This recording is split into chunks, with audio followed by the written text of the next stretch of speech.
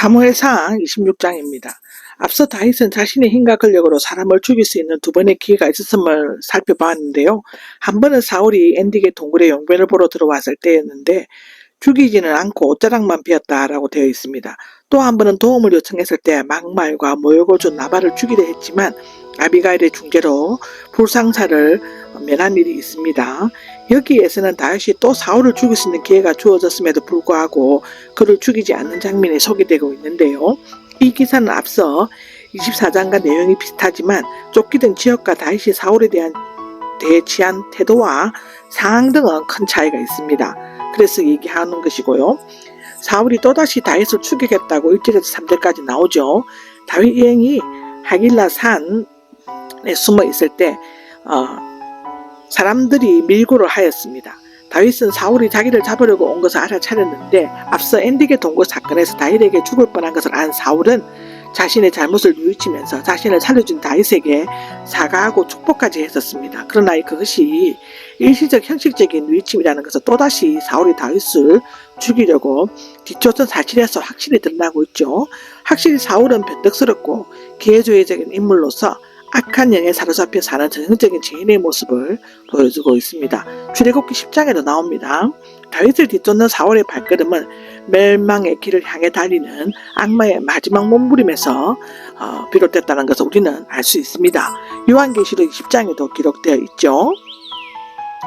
4절에서 12절까지의 기록은요, 다윗이 또다시 사울을 살려주는 것입니다. 다윗은 또다시 사울을 죽일 수 있는 기회를 맞이하였고 그 처분에 권한을 하나님께 모두 맡겼고 사울의 창과 물병만을 취하였다고 합니다. 백성들은 이미 사울이 죄 없는 자들을 사정없이 죽이고 또 자신의 왕권을 유지하기 위해 나라와 왕에게 온갖 충성을 다하는 다윗을 죽이려 한다는 것과 또 다윗 때문에 죽을 고비를 넘겼다는 사실을 잘 알고 있었습니다. 그러므로 이번에 다윗이 사울을 죽인다고 해도 크게 문제시되거나 반발을 살 이유는 없을 것입니다. 그럼에도 불구하고 사울을 죽이지 않는 것은 하나님께서 기름 부어 세우신 사람은 하나님께서 자신의 절대 주권에 의해 처리하신다는 것과 나발 사건에서처럼 악한 자의 생명은 하나님께서 직접 데려가신다는 것을 확실히 믿고 또 직접 체험했기 때문에 그런 것입니다. 선을 악으로 갚으려고 했던 사울과는 달리 다시 한번 악을 선으로 갚으려고 했던 다윗은 하나님의 마음에 합하고 신정왕국의 왕이 되기에도 적합한 인물이었다고 기록되어져 있죠.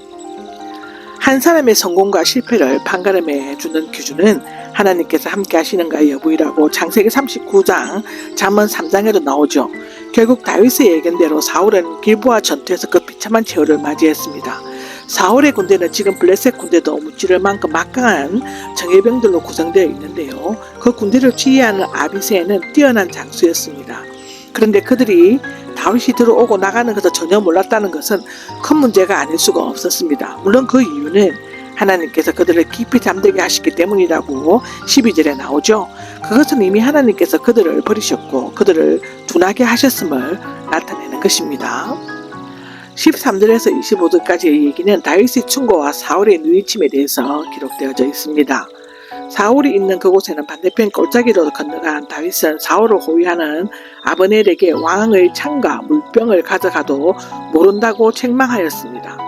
만일 블레셋 사람들이 그렇게 접근했다면 사울은 죽은 것이나 다름이 없으며 그런 의미에서 아비새는 마땅히 죽임을 당해야만 했습니다. 16절에 그렇게 나오죠.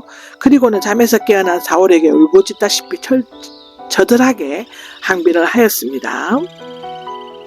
아마도 오랜 도피 생활을 하면서 지치고 처참했던 자신의 처지를 애처롭게 호소하려고 했던 것 같은데요.